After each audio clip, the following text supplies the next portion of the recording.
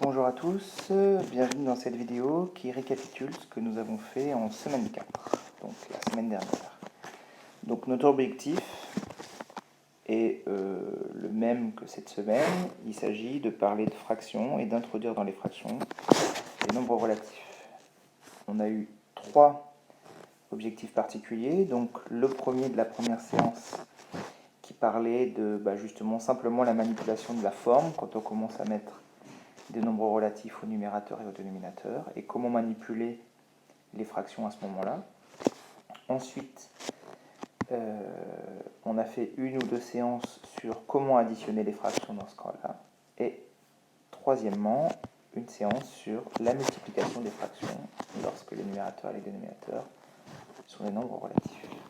Alors d'abord regardons ce que ça fait quand je mets des signes moins. Donc qu'est-ce qu'on a dit? On a dit que si je mets un signe moins en haut, ça va me donner la même chose que si je donne un signe moins en bas ou que si je mets le moins devant. Donc tout ça, c'est des fractions qui sont au final négatives. Il suffit de faire la règle des signes. Je fais ici, lui il est négatif par un positif. Moins par plus, ça fait moins. Celui-là est positif divisé par un négatif, ça fait aussi moins. Et puis ici, on a un positif divisé par un positif, ça fait un positif, mais on veut son opposé, l'opposé d'un positif c'est négatif, donc tout le monde est bien négatif. Ces 3 formes sont rigoureusement égales, simplement on évitera celle-là qui a le moins au dénominateur et on préférera ou bien celle-là, ou bien encore mieux celle-là. Dans la ligne du dessous, on regarde, par exemple si je mets 2 moins, on voit que la règle des signes elle dit quoi? Que moins et moins ça va faire plus. Donc, quelles sont les autres formes possibles pour obtenir une fraction positive? Il y a la forme où explicitement on a un plus et un plus. Donc la règle des signes nous dit bien que plus par plus ça fait plus. Et puis on va avoir sur le même modèle qu'au-dessus la fraction avec un plus devant. Tout le monde est positif donc il n'y a pas de raison. Simplement on peut aussi avoir la forme qui est ici où il y a des plus nulle part. Alors la différence entre ces deux formes-là, c'est que celle-là, c'est un résultat final ou bien c'est la fraction du début de l'expression, alors que celle-là, elle va être le résultat par exemple d'un calcul intermédiaire, où on a besoin, pour faire le lien avec ce qui est avant, d'avoir un signe, que ce soit plus ou que ce soit moins, donc ici plus. On évitera celle-là, pourquoi? Comme pour au-dessus, parce qu'il y a un moins au dénominateur, et puis on évitera aussi celle-là, où les plus servent à rien. Donc on privilégiera ou bien celle-là, ou bien celle-là. Ensuite, maintenant, qu'est-ce qu'on peut faire avec une fraction? On peut la simplifier. Est-ce que ça va changer quelque chose? Ça ne va rien changer avec ce qu'on connaît. Donc moi, là, je vais commencer par simplifier le signe. J'ai le numérateur qui est négatif, le dénominateur qui est positif, donc je sais que je vais être négatif. Et je vais pouvoir simplifier 18 et 24. 18 et 24, ils sont tous les deux dans la table du 6. En divisant par 6, ça marche. 18 par 6, 3. 24 par 6, 4. Moins 3 quarts, ou bien moins 3 sur 4, si on préfère.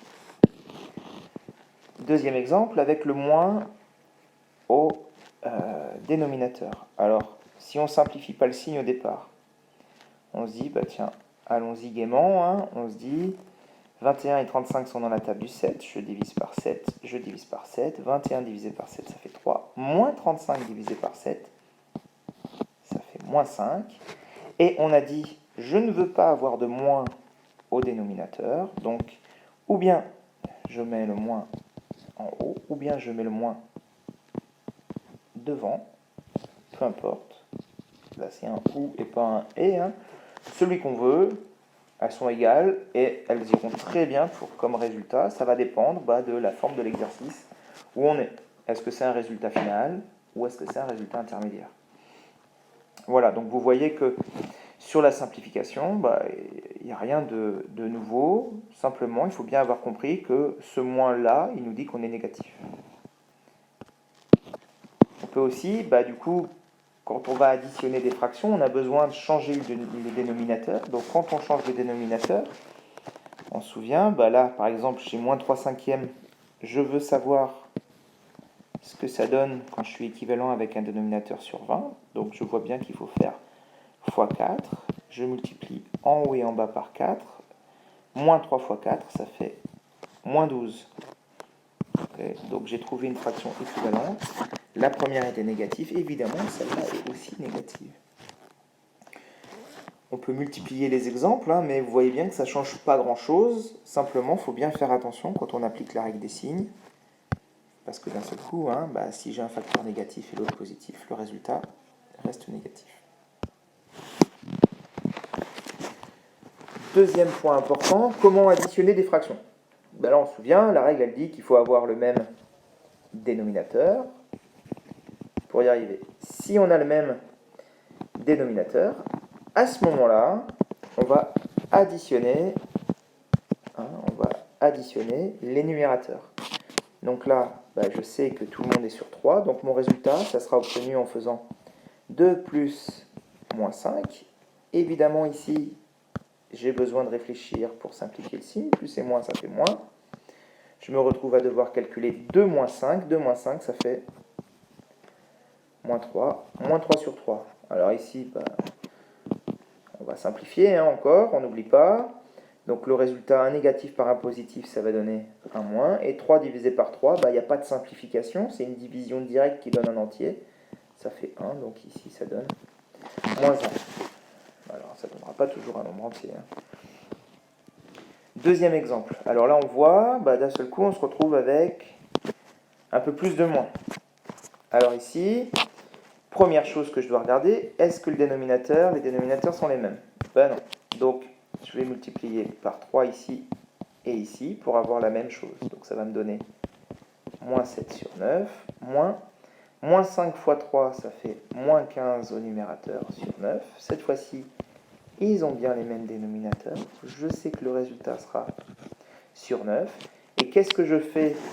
Donc là, je sais, c'est une soustraction, donc je reprends cette soustraction. Le numérateur numéro 1, c'est lui, donc moins 7. Le numérateur numéro 2, c'est lui. Je ne change pas l'ordre. Moins 15. Je vois comme tout à l'heure que je vais avoir une simplification de signe ici. Donc, moins et moins, ça donne plus. Et quand je vais calculer, du coup, ça fait moins 7 plus 15. 15 est plus grand, donc le résultat sera positif. Et entre 15 et 7, 15 moins 7, ça fait 8. Sur le dénominateur 9.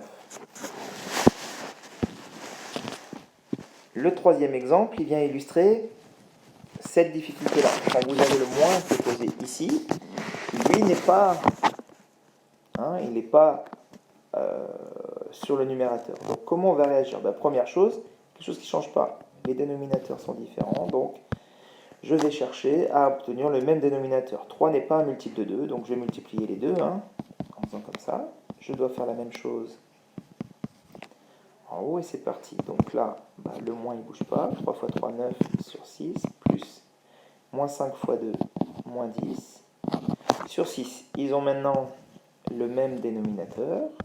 Je sais que le résultat va être quelque chose sur 6. Je vais additionner les deux numérateurs, le 9 et le moins 10. Je vois qu'ici, il va falloir simplifier le signe. Plus et moins, ça fait moins. Ma question, elle est claire, c'est qui est devenu ce moins-là? D'accord? Qu'est-ce qu'il est devenu? Parce qu'on voit qu'ici, il est nulle part. Okay? C'est une erreur, il doit être quelque part. Donc, ce que vous devez faire ici, quand vous avez un moins devant la première fraction, vous devez modifier la forme. On a dit que quand le moins est devant, c'est la même chose que si le moins était avec le numérateur ou avec le dénominateur, mais nous on ne le veut pas au dénominateur, donc on le met au numérateur, et d'un seul coup je vois que ce moins-là, il va aller avec le 9, et donc moins 9 moins 10 égale moins 19 sur 6. Donc si on récapitule, on n'a pas peur, c'est pas parce qu'il y a plusieurs moins que ça va être embêtant, on met au même dénominateur, et puis on additionne ou on soustrait en fonction de l'opération qu'on a les deux numérateurs, en faisant bien attention à regarder, est-ce qu'il n'y a pas un moins qui traîne au début de l'expression. S'il y en a un, tout de suite, on le fait voyager pour le mettre sur le numérateur qui est juste à côté. Comme ça, on est sûr de ne pas l'oublier. Dernier point, la multiplication. Alors, la multiplication, voilà, je vous pose un exemple, moins 3 sur 7 fois moins 5 sur moins 2. On voit qu'il y a des moins partout, mais logiquement, ces moins, ils ne vont pas nous embêter parce que c'est des produits. Hein. Donc, la méthode, elle est simple. Ici, il va y avoir deux problèmes.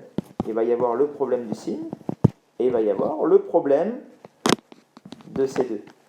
Le problème de ces deux, c'est quoi? C'est 3 septièmes fois 5 demi. Okay, c'est-à-dire ça sans les moins. C'est-à-dire que les moins, on va les utiliser que ici. On va déterminer le signe. Alors, qu'est-ce qu'on a comme opération? On a un fois et on a des divisés. Autrement dit, le signe ne dépend que de la règle des signes. Et comme on a plusieurs facteurs, on se souvient de la semaine précédente où on a fait une activité pour découvrir le signe d'un produit multiple, où on a dit ça dépend seulement des facteurs négatifs. Okay, on les compte et en fonction de combien il y en a, on va pouvoir déterminer si on est positif ou négatif. Si vous vous souvenez, on avait dit si on en a un nombre pair, ça veut dire si on réussit à les mettre 2 par 2 tous, le résultat sera positif. Si c'est un nombre impair, ça veut dire qu'on réussit à tous les mettre 2 par 2 sauf 1. À ce moment-là, on obtient un résultat négatif. Là, si vous comptez, moins ça en fait 2, moins ça en fait 3. Donc si je simplifie, 3 c'est impair, le résultat va être négatif. Okay. Le problème de C2 qui est ici, il est facile à résoudre. Hein. On dit, je multiplie le numérateur et le dénominateur, comme ça. Je regarde s'il y a des simplifications. Ici, c'est des nombres tout petits, on voit bien qu'il n'y a rien dans les mêmes tables. Il n'y a pas de simplification. Je fais 3 fois 5, 15, 2 fois 7, 14. Mon résultat, c'est l'ensemble. Donc, ça va être le signe négatif, et puis le 15 sur 14, moins 15 sur 14. Évidemment, ce n'est pas la seule façon de résoudre. On peut imaginer une autre façon de résoudre. On peut imaginer qu'on utilise ce qu'on a dit tout à l'heure sur le travail de la forme, en simplifiant chacune des fractions pour avoir juste le signe. Alors, la première ici, elle va être de quel signe? J'ai un nombre négatif divisé par un nombre positif, autrement dit, elle va être négatif. Et je vais multiplier par la deuxième fraction, qui elle dit 1 négatif, moins 5 divisé par 1 négatif, moins 2, moins par moins, ça fait plus. Et quand je multiplie les deux, moins par plus, ça donne bien un nombre négatif. Autre façon encore de résoudre, on n'a pas peur des nombres relatifs et on dit, tiens, quand je veux multiplier des fractions, je multiplie les numérateurs entre eux, je multiplie les dénominateurs entre eux, et puis là, je vais pouvoir multiplier, moins 3 fois moins 5, ça fait moins par moins plus, 3 fois 5, 15, en bas, 7 fois moins 2, plus par moins, ça fait moins, 7 fois 2, 14, et on a dit, on ne laisse pas le moins en dénominateur, je le mets ou bien en haut, ou bien en bas. Est-ce que c'est le même résultat que tout à l'heure? C'est bien exactement le même résultat que tout à l'heure. Simplement, si on fait comme ça, là, ça marche parce qu'il n'y a pas de simplification, mais si dans un exercice, il y a des simplifications, vous risquez de perdre le moins. C'est pour ça que moi, je vous conseille de faire comme on a expliqué tout à l'heure, de commencer par calculer le signe en comptant le nombre de facteurs négatifs, ou le nombre de moins, et en fonction de si c'est pair ou impair, décider de si c'est positif ou négatif. Et après, il n'y a plus de signe. Ça redevient un problème de C2, du même genre que ceux que vous avez eu dans l'évaluation de la semaine dernière. Et ça va tout seul. Toutes les corrections sont sur la plateforme avec les exercices. J'espère que tout le monde a fait le devoir de la semaine 4. Il y a un devoir pour la semaine 5. Merci beaucoup. J'espère que tout le monde a